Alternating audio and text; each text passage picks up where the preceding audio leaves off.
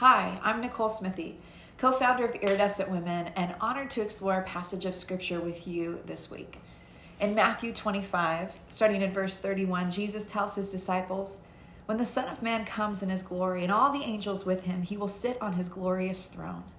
All the nations will be gathered to him, and he will separate the people one from another as a shepherd separates the sheep from the goats. He'll put the sheep on his right and the goats on his left. Then the king will say to those on his right, 'Come, you who are blessed by my Father, take your inheritance, the kingdom prepared for you since the creation of the world.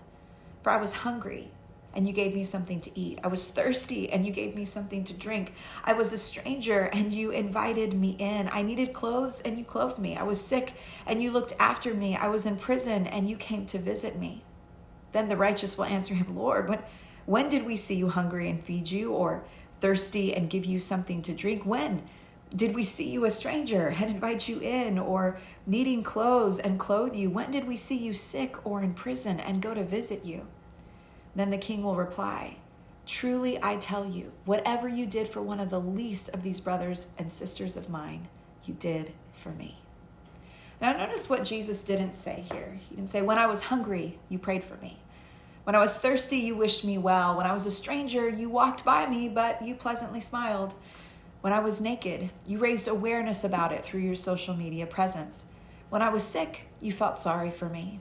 When I was in prison, you watched documentaries about what my experience was like to be better educated on the subject." No, I was hungry, so you fed me. I was thirsty, so you gave me a drink. I was a stranger until you welcomed me into your home and community. I was naked, and you made sure I had new clothes. I was sick, and you nursed me back to health. I was in prison, and you actually visited me. You didn't forget about me.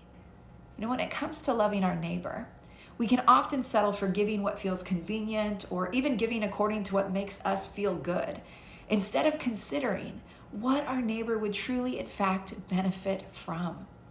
You know, that new parent in your world may not need your parenting advice as immediately as they need someone to help them fold their laundry and clean the house so they can try to get a little sleep. The elderly widow in your apartment building may not need money. Instead, she may need to be invited to your dinner table to share a meal and enjoy the company of others.